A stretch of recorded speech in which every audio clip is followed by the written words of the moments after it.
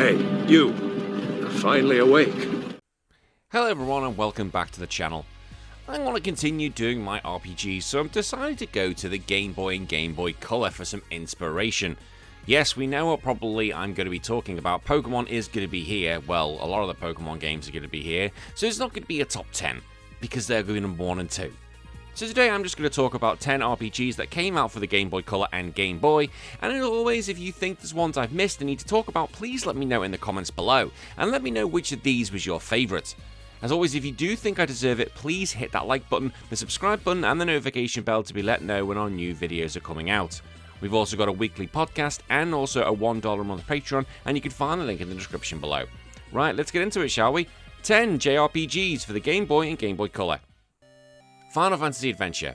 Known in Japan as Seiken Densetsu, yes, it's actually the Tree of Mana series, all that jazz and stuff. You bet some of you didn't know that one. Some of you go, of course we knew that one, Daniel. Well, you might do. But here, this is an educational channel. Sometimes I teach people stuff. Sometimes you all know I'm a bit of an idiot, but that's fine. That's why you stick around. That's why you subscribe, because you know I'm an absolute moron. Now, I got to play this for the first time when the collection got released, which came with all the other games, and I had an absolute blast. It essentially reminded me of The Legend of Zelda, with RPG elements. Actual RPG elements, because people say Zelda's an RPG. It's not. I consider it more a Metroidvania. Fight me in the comments, I really do. Now, you begin your game as a gladiator slave. You're forced to fight for the Dark Lord. And you end up escaping captivity alongside a mysterious young woman who's revealed to be the last survivor of the Mana clan, a bloodline tied to the sacred Tree of Mana. So basically, the plot revolves around protecting the Mana Tree from exploitation for those who want the ultimate power. But there's also themes of sacrifice, loss, and responsibility run through the adventure, giving the story a pretty somber tone, which was uncommon for Game Boy titles at the time. There isn't much dialogue in the game, but when it actually is, it's really good. Good old Dark Lord. It's a brilliant name, by the way. It's like, what are we going to call him? Dark Lord? That'll do. Just leave it as that. Being an action RPG, battles happen directly on the field. And it's probably, this game reminds me of The Legend of Zelda Link's Awakening. That is the best comparison I can make. But whereas you've just got a sword, I know you have other weapons as well. But here you have to keep switching your weapons, because some of the enemies are only weak to certain weapons. So for example, some can only be killed by an axe, some can only be killed by a sword. It's a cool system, in theory. The problem is, if you've played Link's Awakening, you probably know what I'm going to say here, because you've only got 2 buttons, you have to keep switching all the time. And when you've got enemies who constantly need different weapons being used against them, you are swapping every few minutes, and it becomes an absolute pain in the arse. It really does. But unlike Zelda, there are going to be points where you're going to need to grind. Yes, you get experience points from killing your enemies, and you will need to be going on killing streaks to get your experience up so you can level up. And when you level up, you get all your health back, which at times is like, oh my god, thank you so much, I needed that. I couldn't tell you how many times I played this game and I got the magic level up. I was like, yay! Now I have all my health back. I don't have to use healing items. Fantastic. But you'll need to do that, because if you don't, you're going to get your ass handed to you pretty quickly. There are loads of different bosses that you can fight. Again, Zelda-esque. It's hard not to make that comparison. I'm sorry. But either way, it's a great little game. It's probably a bit more action-based, I'd say, than Link's Awakening. But I loved it because it pushed narrative and mechanical boundaries that were available on the Game Boy. The story was dark and more mature for most handhelds on the system, and the weapon-based system was good in theory. And more importantly, it laid the groundwork for beloved titles like Secret of Mana, and then Seiken Densetsu 3, which we all get to play later on, or Trials of Mana, whatever you want to call it. But none of that would have happened without the first one. Azure Dreams. I know what some of you are probably thinking. Isn't this a PlayStation game? And yes, you'd be right. However, they managed to cram this in onto a Game Boy Color game. Yes, this deep replayable roguelike is actually here, and considering it's on a Game Boy Color compared to a PlayStation, it had no right to be as good as it was. Now you play as Koa, a young adventurer living in the town of Monisbaya, which is built around a mysterious ever-changing tower, and this is where the roguelite element comes in. Like whoever reaches the top is meant to be getting their wish granted. It's like a Dragon Balls at the end of it. Koa's motivation is both personal and communal, because he actually wants to find out what the hell's going on about the tower whilst trying to improve his struggling hometown. Now, the story is very light and it's delivered through short conversations and the town events rather than big long cutscenes. And again, because it's a roguelike, I think if you're going to be like a big RPG, you can get away with those cutscenes. But when it's a roguelike, you constantly going back in and again, little short ones will be able to do that. Now, as Koa goes through the tower, he starts bringing back artifacts and he brings back money and knowledge that actually helps the town grow. And this then makes new characters appear, the town evolves, there's subtle narrative threads. I think that's really cool. Again, the whole focus isn't on the grand cinematic plot like save the world, it's about progress and discovery, which suits the game very well. The game itself is a roguelike dungeon crawler. The tower's layout, the enemies, the items and the traps are all randomly generated every time you enter. It means that no two runs are ever going to be the same, and every time you go into the tower, Koa's level goes back to 1, meaning success relies on your strategy, the positioning and the item management rather than grinding away, which is very different. Combat is turn-based and grid-based, similar to games like Mystery Dungeon. Now, every game you make actually counts as a turn, forcing the careful planning and risk assessment, and what truly sets this game apart is the monster companion system. Now, Koa can actually hatch or raise and evolve monsters that fight alongside him, and they gain experience permanently, even when Koa resets. Choosing which monsters to raise and how to fuse them together, like get the fuck in and make a baby, and how to equip things, adds a surprisingly deep layer of customization, and that is where the long-term progression comes in.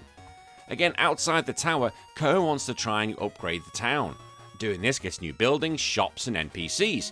This in turn gets better items, more services, and more social interactions. You have that constant loop of go in the dungeon, get as much as you go, grow the town, go get stronger, then go back in, and then redo it all again.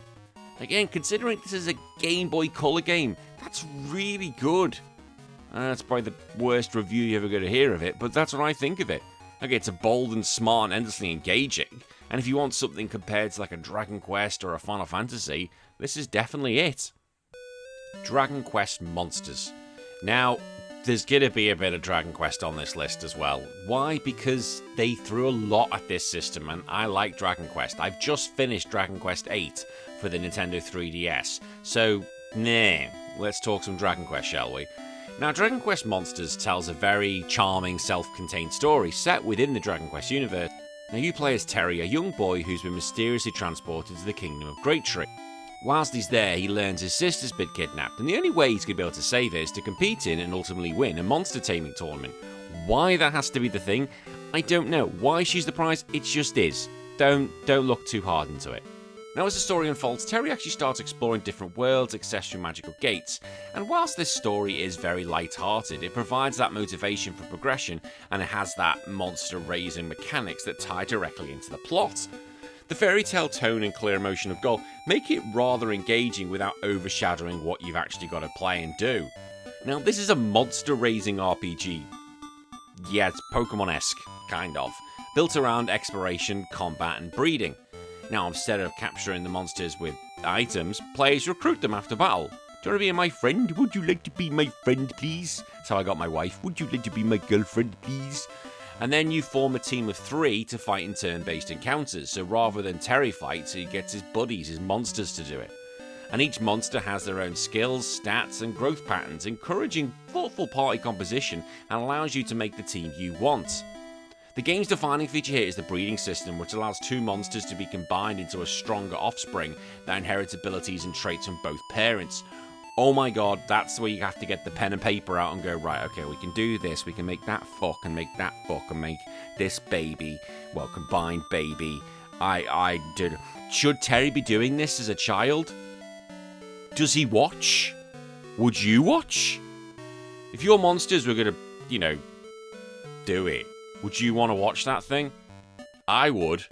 Science. No other reason but science. Like, how the hell does that fit in there? Like, it's like when you see I know I'm going on a tangent here. It's like when you see 2 dogs, and there's like a big dog and a little dog, and the big dog's trying, it's like, no. Or the little dog's trying, it's like, how's that work? Same concept here. Like, how's a Draki gonna mate with a slime? And if you don't know what I'm on about, a slime's this little blue or little blob thing, and a Draki's like a bat. How are they mating?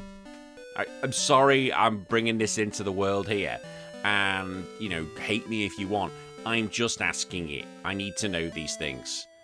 So basically the loop here is exploring, battling, watching them do it, and then refine it with all your freak babies, and then go save your sister. Again, it offers that depth without the complexity overloads, but probably a lot of mental, physical trauma for Terry getting to see all this. Got his eyes. He went blind during the adventure. The breeding system is flexible and rewarding. I don't still understand how it's definitely flexible. Rewarding? Maybe not. But it's a different game all the same.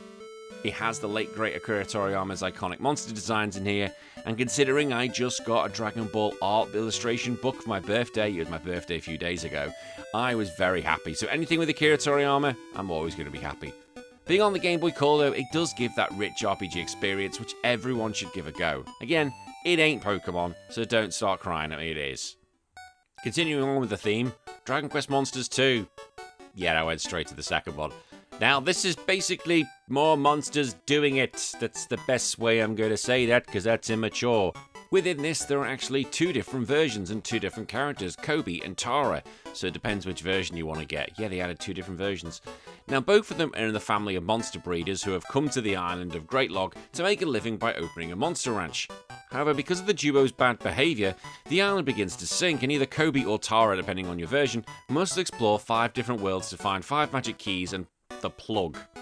A plug. Whatever. To save the island. I'll accept a plug. Fine. Apart from that, it's pretty much Dragon Quest Monsters 1 with just expanded features. More monsters, more fucking. Yeah. Don't really need to say any much more about that. Final Fantasy Legend 3. Now, this was known in Japan as Saga 3. Yes, if you don't know, the Final Fantasy Legend series is not actually Final Fantasy, it's part of the Saga series. And for those who don't know, Final Fantasy Legend and Final Fantasy Adventure aren't anything to do with Final Fantasy. It was just the fact that Square at the time thought, well, we know people know Final Fantasy-ish, so why don't we just slap the names on here? See, a lesson. I try and teach people who might not know these things. Now, this is a more structured and story-driven tale than its predecessors, and you play as a group of youths from a floating water world who dream of seeing this land below. Their lives change when they discover a time machine, because of course, created by an ancient civilization, allowing them to travel across the past, present and future eras. Now, as the party actually go through time, they uncover a powerful entity who's actually manipulating history, causing disasters across multiple ages. I think that's pretty cool, where basically the story gradually shifts from simple exploration to a mission of time travel. It's like Chrono Trigger before Chrono Trigger was a thing. Now, this is a turn-based RPG that simplified and refines the Saga mechanics introduced in earlier entries. Unlike the first 2 Legend games, character growth is more traditional, with fixed stats and equipment upgrades replacing the unpredictable mutation systems, which is the pain in the arse playing the original games. I think one thing you need to understand when you play the Saga games, they're a little bit different compared to typical RPGs. Some people might like them, some people might not. It could be you might like this Saga game, you might not like this Saga game. I hated Unlimited Saga on the PlayStation 2. I bought it and returned it within 5 minutes. I'm not even joking, I didn't even know what the hell was going on. But again, everyone's going to have different tastes. Now, this game is praised for striking a balance between experimentation and the clarity. Like, it still has that Saga ambition, but offers a more approachable structure, making it one of the most user-friendly RPGs on the Game Boy. Pokémon Red and Blue, and Yellow. Look, we know I love this game, it's one of my favourite games of all time. I can talk about this game so bloody much. Pokémon is a huge thing for me, but it tells a simple and effective coming-of-age story. You play as Red as you leave Pallet Town, setting on a journey to catch Pokemon, defeat gym leaders, and ultimately become the Pokemon League champion. In reality, what it was your mother wanted to kick you out of the house because she wanted to hook up with Professor Oak. We all know that's the truth. The whole game is about catching as many Pokemon as you can to become a Pokemon champion, catching 150 or 151 because Mew is in the game.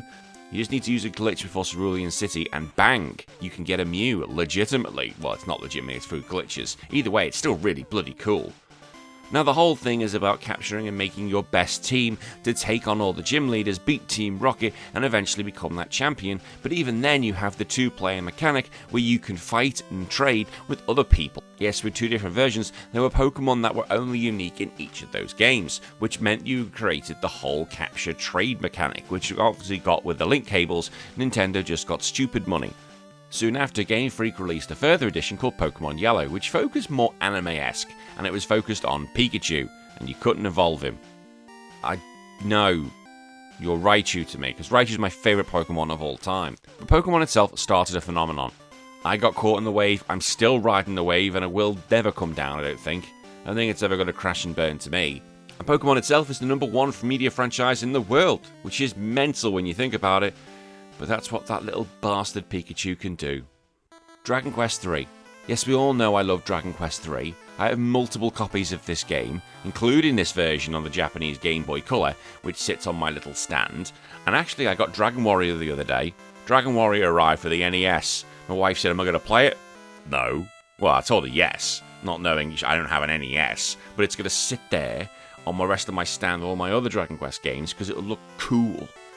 Now, Dragon Quest III is considered the point where the series became truly legendary. You play as the child of Ortega, and you set out on the kingdom to try and defeat the archfiend Baramos. And the whole thing which makes this game really good, especially when you look about the Game Boy Color version, is it crams everything from the NES edition and puts it right in that little cartridge.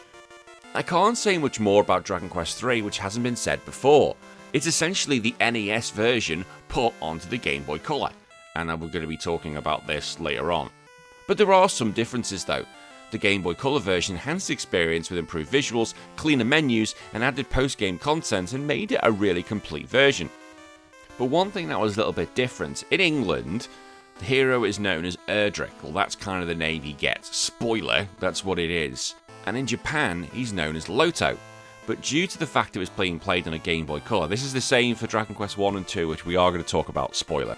Because of the number of characters on the screen, they changed Erdrick to Loto. So when you play the Game Boy Color versions, the hero isn't called Erdrick, he's called Loto. So yes, for those who get a bit confused, that's one of those things. Again, when it comes to Dragon Quest III, I think this is a great way to play the game. If you've not played it and you haven't got enough money to go get the new versions, the 2D HD remake, why not give the Game Boy Color version a go? Well, there's also the Super Nintendo version, and the NES version. My god, and the Nintendo Switch version that's not 2D. There's so many different versions of this game. Either way, it's great, and I love it. All hail Dragon Quest. Metal Walker. Now this is a quirky, puzzle-driven RPG, and that's set in a very, very whimsical sci-fi world. You play as a young adventurer summoned by Professor Gear, cool name, to stop a growing mechanical threat. Now the land is being overrun by rogue robots, and the only way to combat them is mastering the art of controlling Metal Walkers, small mechanical creatures that can be directed and manipulated. The story is very light and playful, but still has its problems when there is some dramatic twists. Each region introduces new characters and challenges, gradually building that sense of world on the brink of chaos due to runaway technology. It's basically what's happening here. Metal Walker plays like a turn-based puzzle RPG rather than traditional combat-focused one. Instead of having direct attacks, the battles take place in a grid-based arenas where you knock Metal Walkers into enemies or hazards similar to a strategic game of billiards. You've got positioning, angles, and timing are critical, making every encounter feel like a puzzle to be solved. Basically, it's pool! With RPG and metal robots! Now players will collect and upgrade Metal Walkers, each with their own unique weights, movement properties, and special abilities.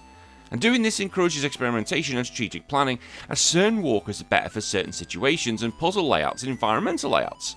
Now outside the battles, there's exploring, involved solving in the puzzles, navigating the dungeons, and unlocking new arenas with special abilities. Metal Walker stands out as something truly different on the Game Boy Color. I've never really played a game like it. The physics-based combat system is very inventive and deeply strategic, and I've been joined by my 8-month-old who might say something on the camera although he has a dummy in his mouth, and I've now got to fight when I'm trying to record this. Combined with its colourful presentation, clever puzzle design, and its steady sense of progression, Metal Walker feels fresh even today. Again, it's something different. Who's ever played Pool, the RPG version? Although I'm not encouraging you to do that in an actual pool room. You might get in trouble. Dragon Quest 1 and 2. There's not much more I can really say that hasn't been said about Dragon Quest 3. Now this was the first time I played Dragon Quest 1 because I was in hospital with pneumonia. Yeah, it wasn't really fun. But over that time when I was struggling to breathe, playing Dragon Quest 1 really felt great and kind of took my mind off not being able to breathe and trying to survive with a collapsed lung. Yeah, it wasn't fun. Either way, as I said with Dragon Quest 3, this is a more condensed version of both Dragon Quest 1 and Dragon Quest 2, with graphical updates, and really I don't understand why, but the main character's sword looks a bit skin coloured, so I constantly kept thinking I was walking around, especially in Dragon Quest 1, with a dildo on my adventure, which is random, but that's how my brain works. But again, if you want a more compact version of these two games, why not give them a go here? And finally, Pokémon Gold, Silver and Crystal. Yes, the sequels to Red, Yellow and Blue. The guys at Game Freak thought this was it, so they threw absolutely everything at this. With a whole new world and all new Pokémon to catch, everybody loved Johto. It was an absolute incredible effort to make this game, and obviously there's the post-game, which we all know is where you go back to Kanto.